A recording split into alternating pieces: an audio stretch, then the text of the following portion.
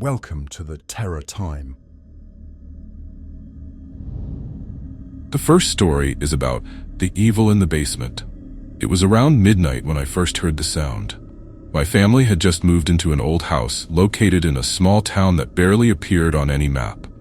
It had been abandoned for years, left to rot until we took the deal. Cheap, spacious, but with one catch: the place had a history. The locals didn't elaborate much, and the realtor brushed it off as small-town superstition. But from the moment we stepped inside, it felt wrong. The air was thick, heavy with an unsettling quiet.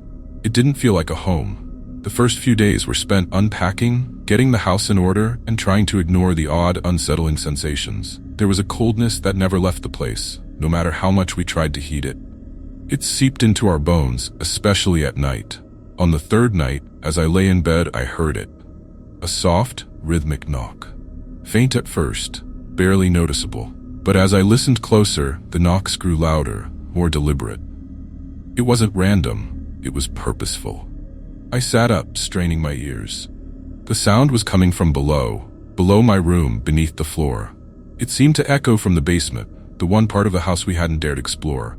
The basement door had remained locked since we arrived. The key, found buried under a pile of old furniture, felt cold in my hand earlier that day when I discovered it. Now, as the knocking continued, curiosity mixed with dread. Against my better judgment, I grabbed a flashlight and slipped out of bed. The hallway was dark, shadows creeping along the walls as I tiptoed down the stairs. The knocks didn't stop. They became louder, faster, as if something was desperate for me to come closer. At the bottom of the stairs stood the basement door, its wood old and warped with age. The key fit into the lock with a slow creak, and as I turned it, the door groaned open. A foul stench hit me immediately. Dampness, mold, and something worse, something metallic.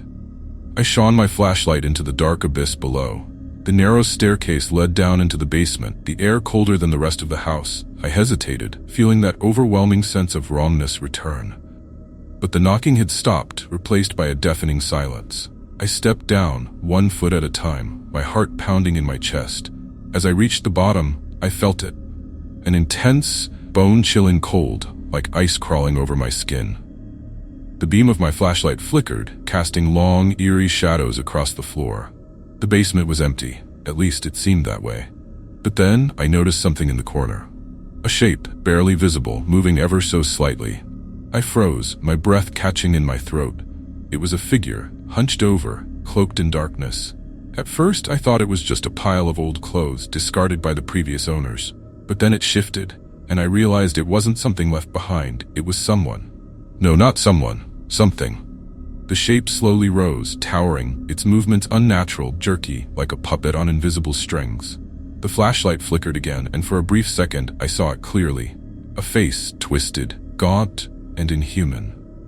Its eyes were hollow, and its mouth hung open in a silent scream. I stumbled back, my mind screaming at me to run. But before I could move, the figure lunged forward, faster than I could react. The flashlight died completely, plunging the basement into darkness. I ran. I didn't even think about it. My feet moved before my brain could process what was happening. I bolted up the stairs, slamming the basement door shut behind me. My heart was racing, my hands trembling as I locked the door. For a moment, I stood there, panting, trying to make sense of what I had just seen. But then, the knocking started again. Louder, faster. It wasn't coming from the basement anymore. It was right behind the door. I backed away slowly, but the knocking followed me. Whatever it was, it wanted out. I ran to my parents' room, breathless, but they didn't believe me. They chalked it up to an overactive imagination, blamed it on the stress of the move. But I knew what I saw. I knew what was in that basement. The next day, we found something scratched into the wood of the basement door. Deep, jagged lines that spelled out one word: leave.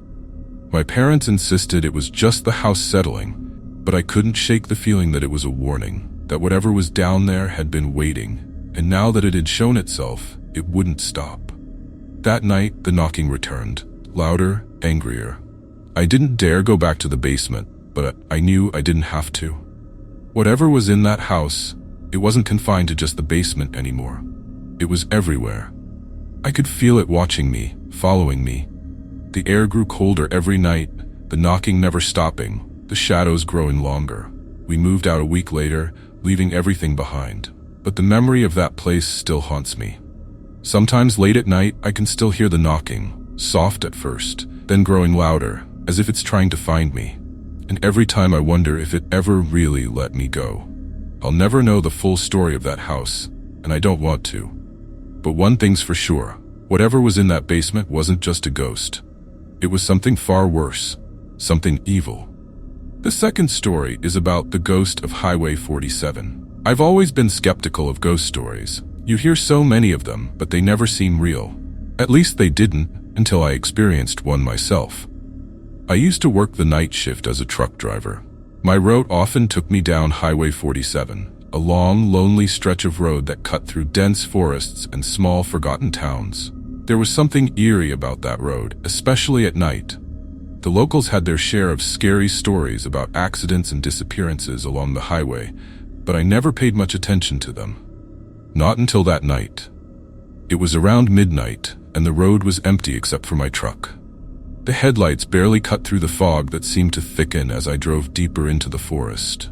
The world outside my windshield felt detached, as if I was driving through another dimension.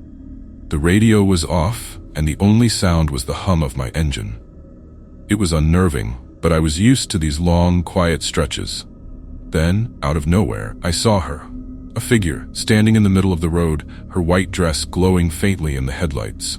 I slammed on the brakes, the tires screeching as my truck came to a halt just inches from her. My heart pounded in my chest as I sat there, staring at the figure. She didn't move. Her long, dark hair hung over her face, and her arms were limp at her sides. At first, I thought she was a hitchhiker, maybe someone who had been stranded or hurt, but something about her felt wrong.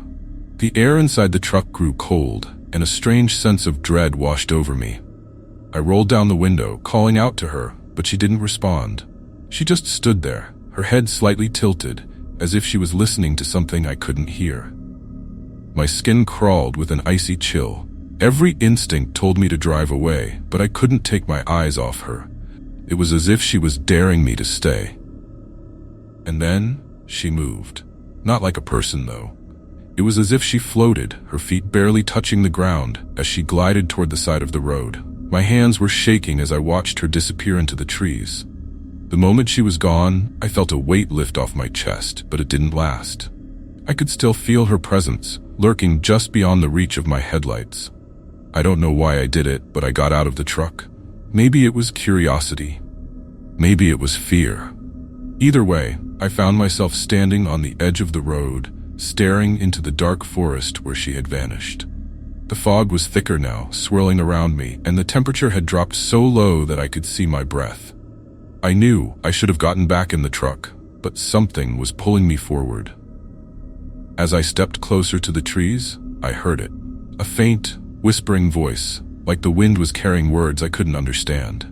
The sound sent chills down my spine. I tried to listen, but the whispers were indistinct, as if they were coming from all directions at once.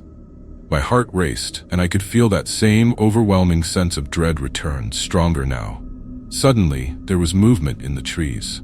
A flash of white darted between the branches, and then, without warning, she appeared again. This time she was closer, standing just a few feet away from me. I could see her face now, pale and sunken, her eyes hollow and black. She opened her mouth, but no sound came out. It was as if she was trying to scream, but something was holding her back. I stumbled backward, my breath catching in my throat. Every fiber of my being told me to run, but my legs felt like they were glued to the ground. She stepped closer, her feet not quite touching the earth, and I could feel the air grow even colder. My body shook with fear as I realized that what I was seeing wasn't just a ghost, it was something evil. Just as she reached out toward me, her hand inches from my face, I heard a loud honk. The blare of a horn snapped me out of my frozen state, and I turned to see headlights approaching. Another truck, speeding down the highway. I barely had time to move before it roared past, the wind from the vehicle nearly knocking me over. When I turned back, the ghost was gone. I stood there for a moment, trying to catch my breath, my heart racing in my chest. The fog was beginning to lift, and the temperature started to rise again. But the fear, the paranormal dread that had gripped me didn't fade. I rushed back to my truck, locking the doors as if that could keep her out. My hands were shaking as I fumbled with the keys, desperate to start the engine and get away from that place. As I sped down the highway, my mind raced. I couldn't shake the image of her face, her hollow eyes staring through me. And then I remembered the stories, the ones the locals whispered about late at night. The unsolved mysteries of Highway 47. The woman who had been killed there years ago in a car accident, her spirit said to haunt the road, forever searching for those who would join her in death. That night, I learned the truth behind those stories.